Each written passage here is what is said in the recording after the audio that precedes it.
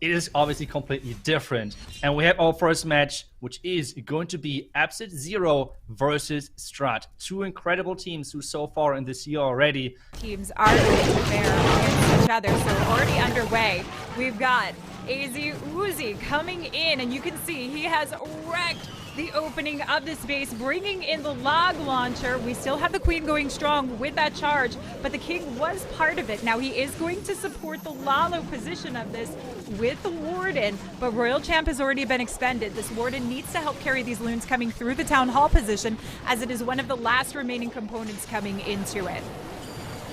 Yeah, now the Warden ability to cover the majority of those loons, but there was only one loon of the Town Hall. Still now the Tornado Trap, we have not seen if it got triggered maybe earlier. There's one loon actually taking down the Town Hall. Now there's a Tornado Trap getting triggered, but maybe that was already too late. 25 seconds though, only left in this one. Wizard Tower might be the last defense which has a chance of fighting back, but with only 17 seconds on the clock, it's going to be a hard race, but I don't think those storages are going to give up quickly. So this might be our first time fall of the day. It looks like it. Those storages really take some time to get down, and despite the swarm of minions and pups surrounding, it is not going to be enough, but percentage is going to be high, and this can often play in the favor of these teams. If you're not hitting that 3-star mark and you're getting into those mid to high 90% marks live, so let's dive in and catch the action as he starts off with the Queen charge. Lala, we're seeing a lot of air in the mix today, Itsu, and this one starting off from the 9 o'clock side, pathing the Queen quite a bit of ways from that Town Hall. Yeah, I think Queen Charge Lalo is getting more and more popular at the moment, with always, like back then, having to fight for that top spot with the Queen Charge Dragon Rider army. But now it is the king right now, not only a legend, but as well, since so many legend type bases are getting used in those pro matches, it's obviously incredible good to take down those bases as well. The Queen Charge so far, he's charging in between of those two elephants, so that can be risky. And right now, Queen is skipping both of those, so let's see what the next plan looks like. There's now the wall breakers coming in, but exactly what I said is happening with this one elephant at the top side. The Queen should beat that wall now, since she's getting lured so far to that top set into the elixir storage. Is she coming back? Oh, I want to have that Queen as well when doing my attacks. That is some really nice and smart Queen right there. And with that wall break, she should be able to reach pretty much everything. Absolutely, and taking down the multi is going to be huge. These are the damage zones that we do worry about for Lalo pathing, where we typically do see a lot of the air traps along the way, plus the damage from the multi can really wreak havoc on your loons in pathing. But the beautiful addition that we have adjoining here is the connection of the King and that Royal Champion crossing paths and helping out. King to take on the scatter shot, also taking on the splash. Don't underestimate what that splash damage can do from those wizard towers to your loons. Queen has been able to hold on to the ability along with the Royal Champion, and I talked about coming in from the opposite side of that Town Hall, but they have made that push almost to take it on, but it will be the Lalo to push its way through, which means the Warden ability has to be held off to carry those loons straight through. Yeah, the Lava Hound flying across to make sure that if there's the Tornado Trap, it should get triggered. And now the back end slammer pretty much from the complete other side. Because he had so many freeze spells into this army, he was able to completely, non-stop freeze the Town Hall, so there was no chance of fighting back. And with 40 seconds and this slammer not even opened yet, this attack is looking incredible and should be another 3-star on the list for STRUT, which means they would take the lead for now with 6-5 after the first defense, after the time which we have seen in the first attack of Absolute Zero. But that attack was a beauty. You said it, Queen charging from the other side of the base, taking the risk, but it's getting rewarded with that 3-star, so nicely done. It cost a lot, obviously, and we now have the next attacker coming in for Absolute Zero, and they need to keep 3-starring. That's pretty much how easy it could be. Easier said than done, I guess, but coming in with another Lalo. This time, though, 2 Ice Hounds and a lot of loons. This means no space for any healers. So this is just going to be a Sui Lalo trying to take down as well some buildings. So Lightnings are in the mix as well. But those heroes, they are the main force which has to get that Town Hall down. Then we're going to have 2 Ice Hounds with overall 28 balloons for the back end of this base. Yeah, this is getting some really nice value because we've taken down the defending AQ, we've taken down the scatter shot position, opening up a course for the King to work into that Town Hall compartment and provide the tank for the Queen, so we can clear out a huge chunk where we've already connected what we've started off with, and that's going to shape up for a much more narrow path for the Lalo. But what I love about this is the Ice Lalo. This is something that we see a lot of skilled attackers using because they can find the creative value in which to use that freeze radius, typically where we see scatter shots and heroes like Royal Champions and air defenses all close-knit together. So that's what we're going to keep a focus on.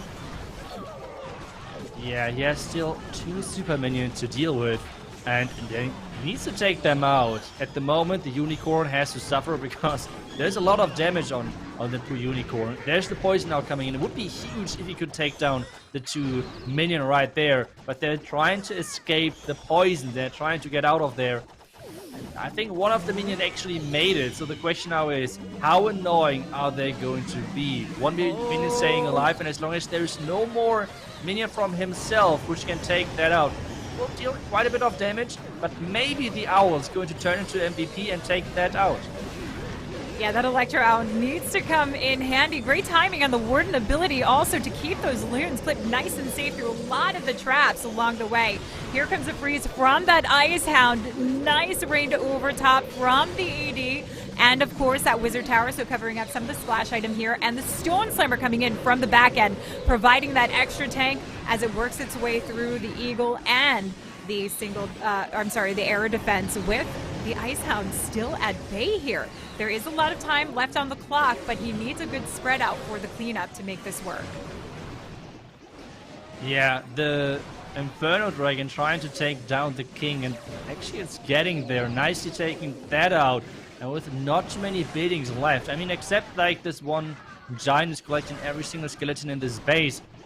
But I think it shouldn't matter. This is going to be the exact same thing what Absolute Zero has to do to stay in this match and challenge STRUT and keep the pressure up. Because as soon as they're failing again, it's going to be an easy time for STRUT, you want to say. Because this means there wouldn't be as much pressure anymore on... Holding a 1-star lead against Pyromania, so you can keep an eye on the stats below, see what your favorite teams are doing as we go along. Hold up! Hold up, though, Itsu, we've got Boom coming in with the Skelly Donut. I feel like he's been practicing this one quite a bit, going for a lot of value in the core here with the CC and getting that multi taken down, getting every bit of value he wanted out of this to start shaping up the course for his Lalo.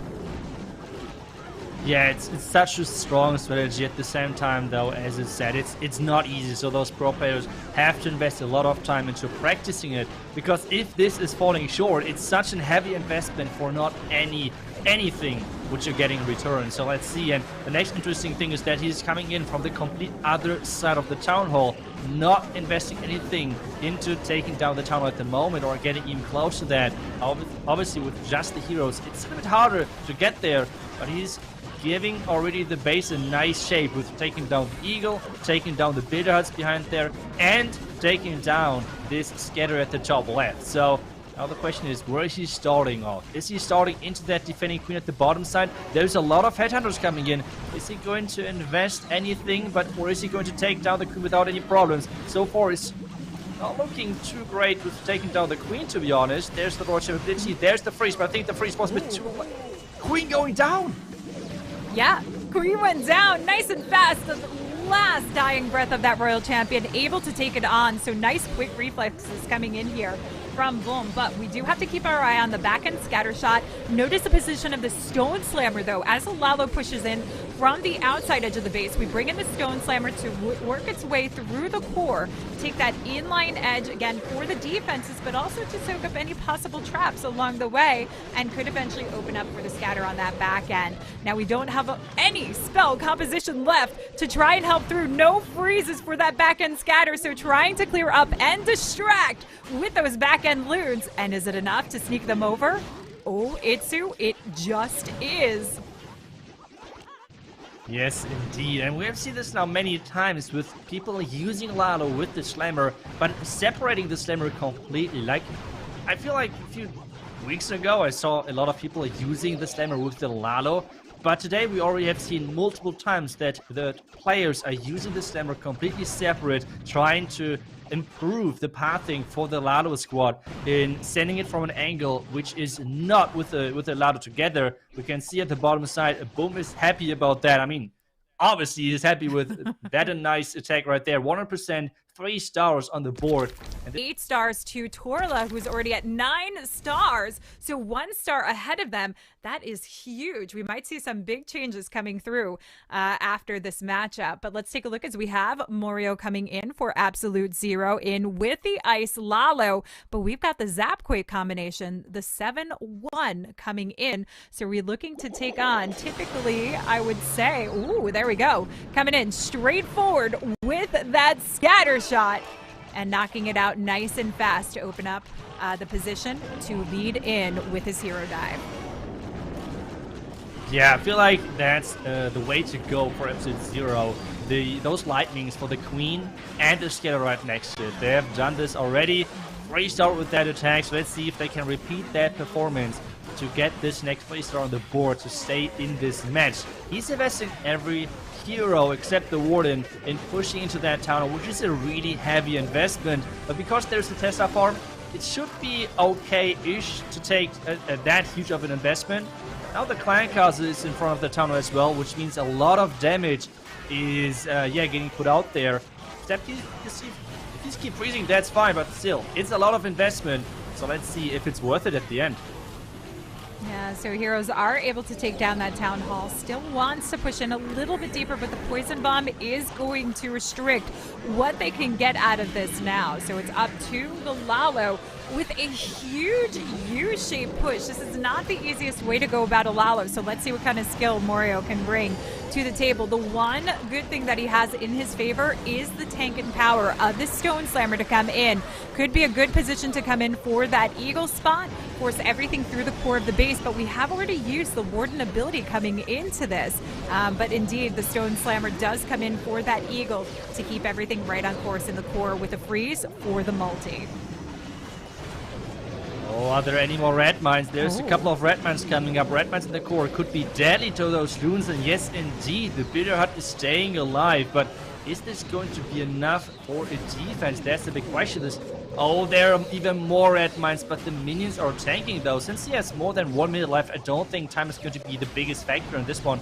So as long as those minions are triggering those red mines, that's going to be great. But he's not sending another loon onto the single Ferment Tower. That might be a good choice because there were already a lot of red mines right there. So a 1 loon onto the single could be a game changer. But with the haze spell left, I don't think that should be a problem. The Slammer should open soon. But with so many loons still remaining, that should be another 3-star on the board with 35 seconds. Cleanup loons are in, red mines are triggering, but it's not going to change anything with that. Morio is getting that next really important 3-star for Episode 0 to keep that in this match. And it's like a back and forth. Yes, the first attack for Episode 0 was falling short, but after that, it is a non-stop. Possible all at once. Yeah, it's always fun to watch those results at the bottom.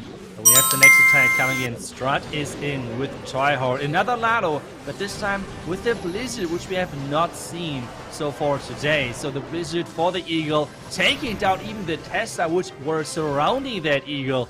Now the single Ferment Tower as well. And in a second, he's going to do up the Clan Castle. So that entry is looking awesome for him so far. And then he's going to, I think he might even go for the tower with 3 wall breakers. I think, yes, that's going to be his target with the Ice Golem and most likely every single hero except the Warden. Should be doable, but let's see how the traps are placed. And really nice thing about this is getting that CC lure. Most of it taken down. Queen can take out the Hound in an outside corner. No defense is obstructing her. So it's a nice, easy push coming through and picks up a massive amount of value. You can see the spread that he's already cleaned up to start shaping up where he wants to go for the push. King and Ice Golem working together alongside of that Queen. And as you mentioned, those 3 super wall breakers just to get that straight line path into the Town Hall is going to make this for a much easier Lalo. Yeah, that's right. But as we have said, he has still a long way to go since he wants to get to that town hall. First wall breaker is opening the first compartment to make sure this wall break into the tunnel hall is working. Where's the next wall breaker coming in? There we go. Wall break should connect. There's another security wall breaker just in case if the first one dies. It's not happening, and this means King and Queen should go towards that town hall. 1 minute 20. He's starting with that Lalo. He knows otherwise time is going to be an issue, and he's having to multitask like crazy right now. Queen is not going for the tunnel just yet. There's the invisibility spell. Queen ability not used. And now we have the Lado keep going. Warn ability used as well. Queen ability now for the town hall. Town hall's going down. This is looking crazily good. The multitasking going on here. That invisibility spell was key to ensure that the Queen could take down the town hall, but also getting those wall breakers in the time that he did. But look at the surround of the Lalo coming through. Created such a beautiful course to push along, narrowing out the path for these loons so that he doesn't lose a single drop along the way, and even the King celebrating in the victory to finish it off at the end of the day here. That is the 4th attack in for Strut. They have gone 4 for 4 and 4 short already in the first match, and we have the first of those two in. Komakun is in with Lalo and 8 freaking bats. What is happening? Well, listen, he said we don't YOLO, we Lalo here. So coming in with the blimp to kick this off, and the bats are going to be an interesting approach considering he's got a really big send for this Lalo position. Zeke Gobs to take on the town hall, and I cannot wait to see the cleanup that he has in store with these bats. Nice easy takedown, and we send the CC across to that 3 o'clock side of the base. Again, when we do this, we're looking to take it on into an unobstructed area for a nice quick takedown. We've got the baby drag that can actually be used, but instead opts for the Queen to start off her course. Yeah, I'm still confused a little bit because, I mean, obviously the base is having 3 single inferno towers, which is awesome for bats. But at the same time, if I would think, okay, he's going to use those bats in the core, there's 2 sweepers who are going to push them away. So really looking forward to how he's going to use that. Most likely around this bottom side, he's trying to take down the wizard tower. So far has not worked. He found already a couple of tests out. And in a second, he's going to send another wall breaker to get access towards that scatter compartment, would be my guess. Yes, indeed, there's the wall break. There's a skeleton trap as well to make things at least a little bit harder. But the King should walk inside and he should get that scatter out of the way. The wizard tower on the left fall as well. So that's going to be most likely where those bats are coming in from this bottom side and then the ladder from the top side. That's my guess. But let's see how this is going to play out. Yeah, this looks like easy pickup on that splash, all on the northern side of the base here, especially with the scatter shot up top. So this is going to be interesting indeed. A beautiful spread coming in from the Lalo, extends a little bit more help from the heroes, and we do still have that Royal Champ to come into play. Here come the bats from the 9 o'clock side, limiting where the splash is and working for the cleanup. This is also going to force the loons to come into the core of the base in those singles where we don't worry as much of the damage, but we just don't want them crossing over, taking down the air sweepers, helping out these loons quite a bit, Itsu. Yeah, I was a bit scared for a second because of the eagle targeting those bats, and the red bombs are going into those loons. The bats are just cruising through, and the Royal Champion, I mean, it's pretty much swag, right? So it's all about time now. It's still a little bit more than 30 seconds left, and on the top right, he's getting this Dark Elixir drill, and that should be another 3-star. What a beauty of an attack. I mean, we see so many default armies, I want to say, like the classic Queen George Lalo, Sui Lalo, like those default armies, but this army was really, really specially designed to take down this base with 8 Look at this, 99.6 overall average, 14 stars on the board for them. So MS in a very good position. This is going to be interesting to see where everybody lands after this final attack, which we'll get to take a look at shortly. But this is where it finishes off for this first match. Yo-Yo with the pressure on the line, 97% 2-star or go home. Sends in the Yeti blimp, and it opens up just a little bit too early, but wall breaks to try and pick up as much as possible. I mean, it wasn't just a Yeti blimp, it was actually a cloned Yeti blimp, so a huge investment for him. and I'm really looking forward to see if that was enough value. He's going to take down the Archer Tower. That's great. But still, there is a long way to go to get that out of, to get that 3-star. But still, let's see. We have that Queen slowly closing in, but she has to take down the Lava Hound first. There's an Archer supporting, but the Archer Tower is on that Queen as well, so there's a little bit more damage. The Unicorn doing his thing and keeping that Queen alive. The King is going to be added in just a couple of seconds, most likely, but the Queen, take a look at that Queen HP. You do not want to lose the Queen ability that early. The King is coming in to take over the tanking. The Queen is staying alive with the clutch freeze, but this means one freeze down. Let's see how much impact this is going to have on the rest of the attack. Yeah, so as he knows that the Queen and King are working together, gets the Lalo started here from that 6 o'clock position, heading straight for the Town Hall. Now we know we're going to have to save that Warden ability, help clip it through and drop either the Rage or the Haste to sweep everything out. Coming in towards the Sweeper initially, needs to take that down, but then will be coming out with the Sweeper on the back end.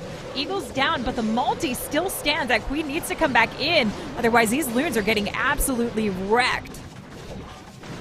Yeah, and so far it feels like the loons are playing Town Hall's Lava because nothing was going there. This means the vulnerability had to be used really early, and a lot of those loons are dying. He's coming with reinforcement from this left side, but you can see all of those loons are going down. And now it's relying on this Royal Champion. Can the Royal Champion finish things off? The Royal Champion ability can be used in just a second, but the Scatter is still standing strong. Can the Scatter defend this? Are there any more air or ground traps? If the Scatter is going down, is the threat problem? Yes, it is. He is celebrating, getting that 3-star in and giving STRUT the 1-star which they needed in, more than absolute zero. What a match, 14-15, and that was just the first match of the day. That's just crazy. STRUT taking home this first victory, and that's obviously a nice thing to start in the upper bracket. Yeah. So perfect war coming in here for STRUT to get that going. I think we have the numbers slightly mixed up here with 100% going to STRUT, but 99.2 for absolute zero. A very impressive push.